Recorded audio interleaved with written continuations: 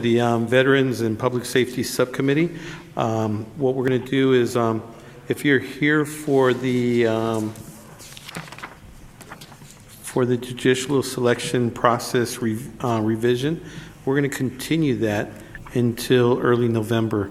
So if you pulled any cards or if you're here for that item, we'll be continuing that. So I didn't want you to sit through the whole meeting and at the very end find out that we're continuing it.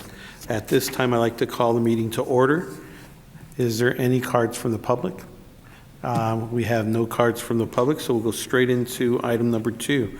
We're going to be reappointing 2 of our Phoenix Municipal Court judges for a 4-year judicial term. So at this time, do we go ahead and have the judges come on up and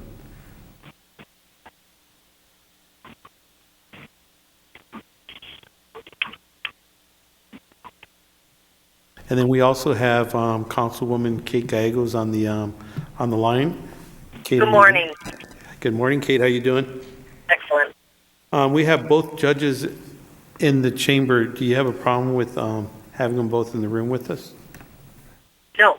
All righty. Perfect. So we'll go ahead and continue, and we'll pass it on to our presiding judge. Thank you, Mr. Chair, members of the subcommittee. Good morning. It's a pleasure for me to be here today as the first of these opportunities for me to be here with 2 of our judges and speak to you about the reappointment process. And with that, I would defer to your process and your questions. All righty. Well, thank you, Judge. And basically, we'll start the process with Judge Serna. If you have any opening remarks before we start asking questions. I'll start with telling you a little bit about myself. I was born in the suburbs of Philadelphia, right outside of Valley Forge, so it's been in my DNA to love our system of justice. But I consider myself an Arizonan. We moved here to Arizona in the early 70s when my father took a job with Motorola. I went to school out here, high school, college, law school.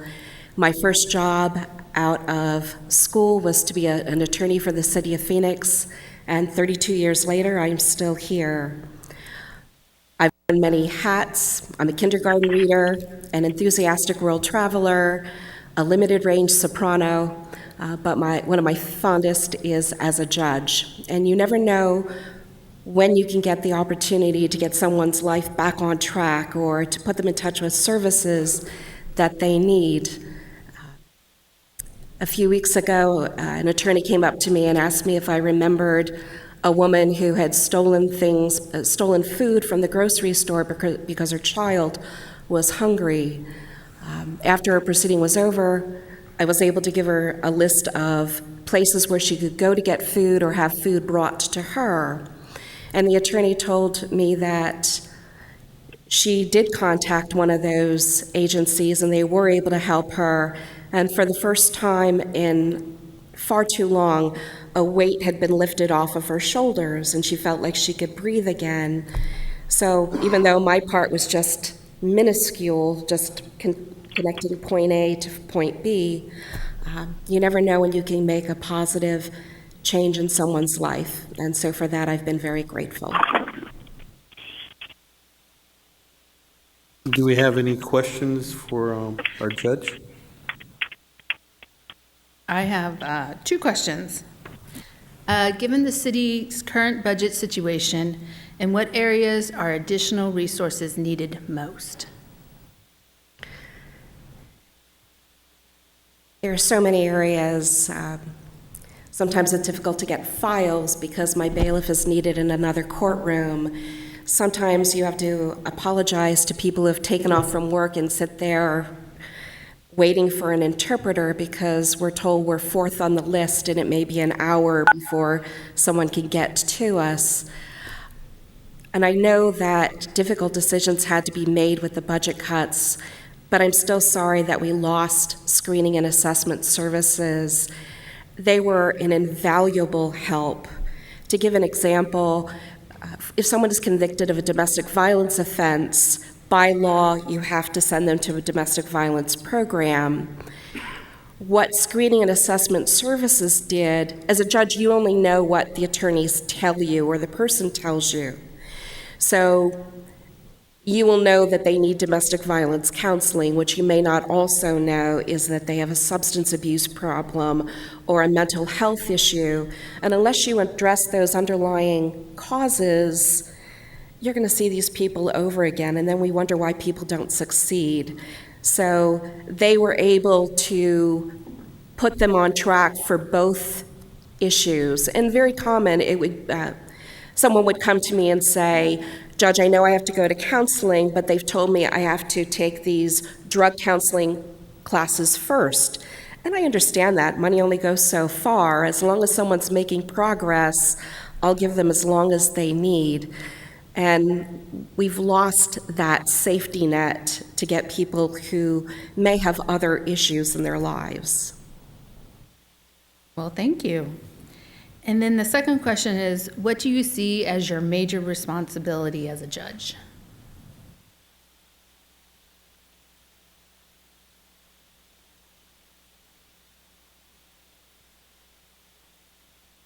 I think that it's important for a judge to act with integrity, fairness, and competence. But sometimes I feel as though these are the people that have been entrusted into my care for some reason. And I do believe that it's my job to help them get to a better life, whether it's putting them in touch with services they need, whether it's counseling or such as parenting classes or substance abuse classes, or just letting them know what services are out there where they can get food. Everybody needs help, and there are services out there, but if you don't know about them, they don't do you much good. So just letting people know, if they choose to, how they can make their life better. Thank you. Thank you, Councilwoman Pastor. Councilwoman Gallegos, do you have any comments? Kate?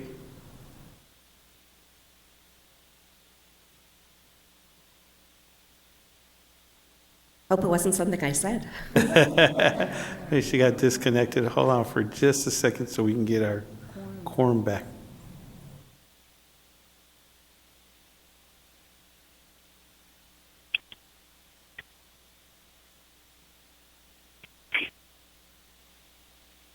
Sorry about that. Just lost the connection. Oh, no problem at all. Any questions or comments? I do not. Alrighty. Well, I have just a comment.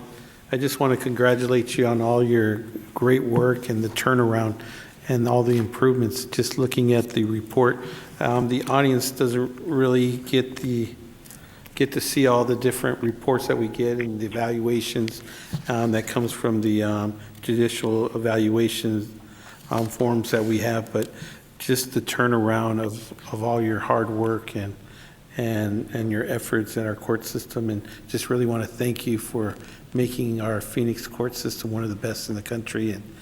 And I'll be entertaining should we be waiting, can we do the vote now, or can we? I'll entertain a vote at this time to reappoint. I move a motion to reappoint Cynthia Serta to the new 4-year judicial term. It ends January 19th, 2019. All right, we have a motion. Is there a second? Second. All righty, we have a motion and a second. Any comments? Judge, any closing remarks before we vote on your reappointment? I know that I've been fortunate to have this job for the last 16 years, and I truly do want to make our community a better place, and I thank you for the opportunity to serve. With that, all in favor, say aye. Aye. Aye. All those opposed? Congratulations, Judge, it Thank you. passes. Thank you very much. We have Judge Hudson. Come on down.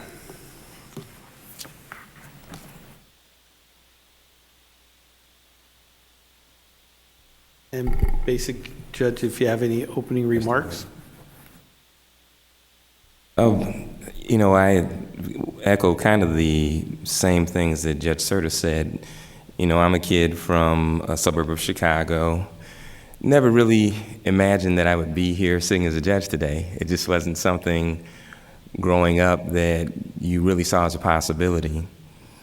But, being blessed, I was able to come here, go to law school. I met my wife here. I had 3 beautiful daughters here. I interned 1 daughter here. My wife came out here because I was here, worked for Motorola for 18 years. We are Arizonans. My kids are Arizonans. I'm an Arizonan. My wife's an Arizonan. And I have been tremendously blessed with being able to work at the city of Phoenix now since about 1994. So about 21 years? Is that correct? Yeah. And it has been a wonderful experience. The Phoenix City of Phoenix Municipal Court, I think, is one of the finest, if not the finest court of limited jurisdiction in the United States. I work with a group of judges that have an incredible amount of experience, dedication, a desire to do the right thing. They have an open door policy if I have a question of any of them. I mean, it's not like you go knock on a door and they look at you like, oh, we don't want to be bothered or we're doing our own thing. There's an open door policy, and that goes all the way from the presiding judge to virtually any judge we have in the building. Since I've been on the bench, I have been, as a lawyer, I tried to help a lot of people. I think I did help a lot of people. I think in the 15 months that I've been a judge, I've helped many, many more people. We have so many people that come in our court that don't understand the system. They are kind of disenfranchised people, some of them very poor, some of them homeless, and they see the court as this big, giant, scary thing.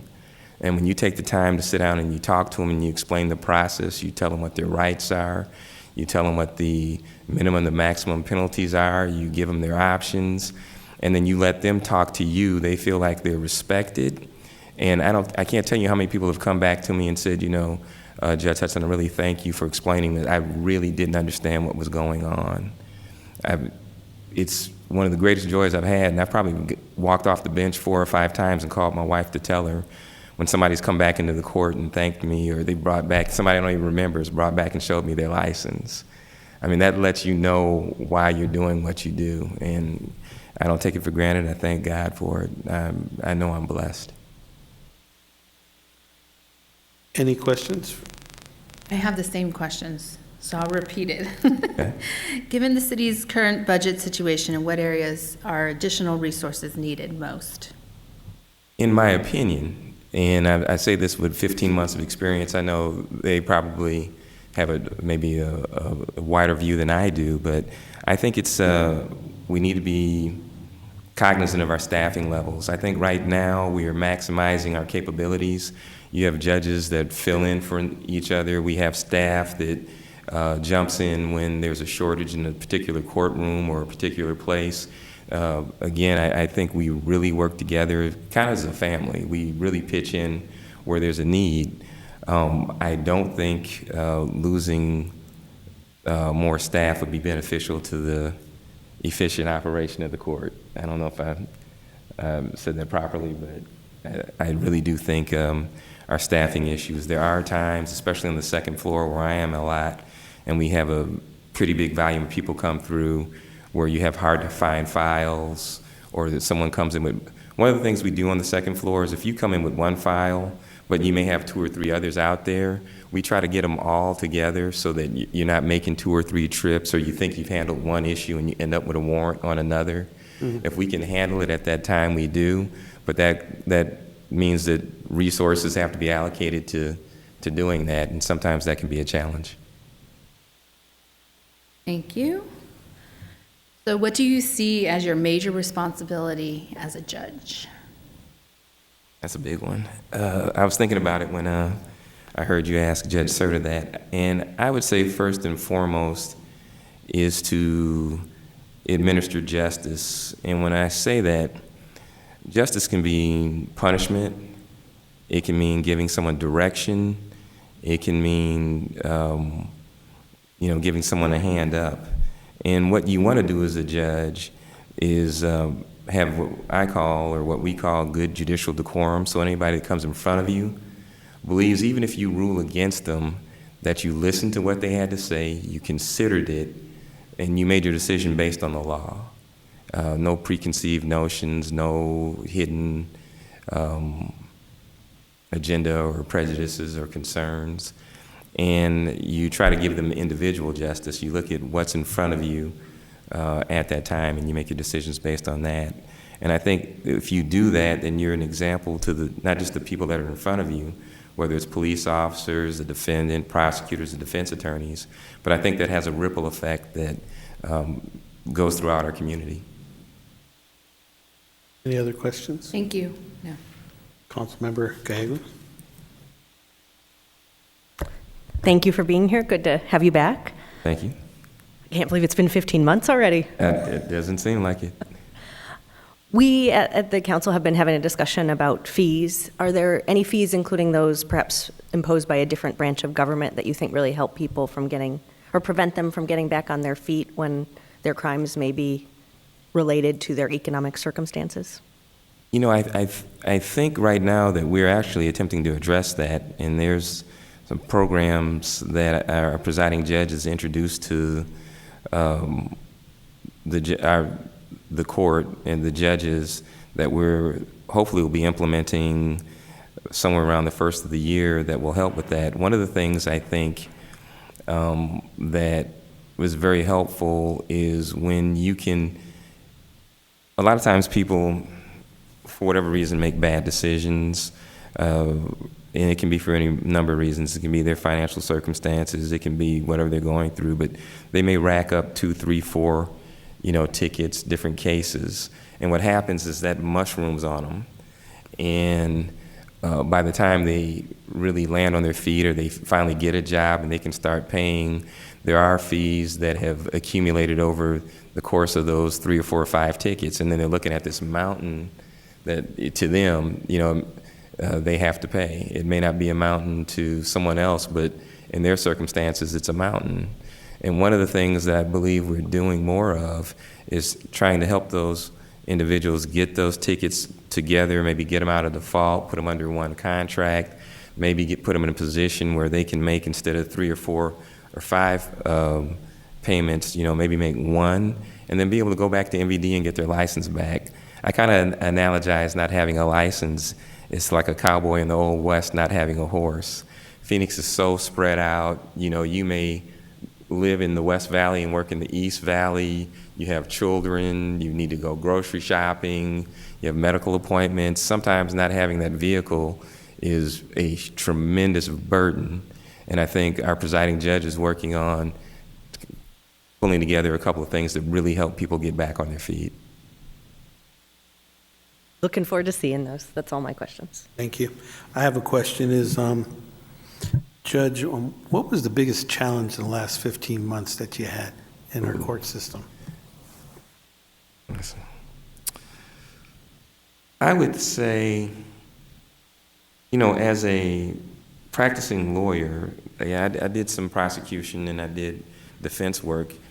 Just having, when you're on either side of the table, you just have your point of view. You're an advocate for whatever your side is. And I think I was a very good advocate for both. When you're a judge, you're no longer an advocate.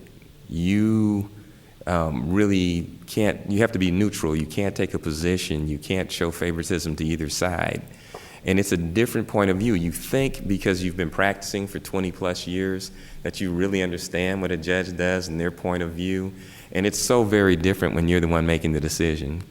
When you're sitting there and you're listening to both sides and you're weighing the credibility of witnesses and you're looking at the evidence and you're trying to follow the case law and procedure, it's more daunting than you really think it is. It's very different. And I think for me, not interjecting objections or, if you see something that you think should be, objected to or perhaps something that should be challenged, it's not your job to do that.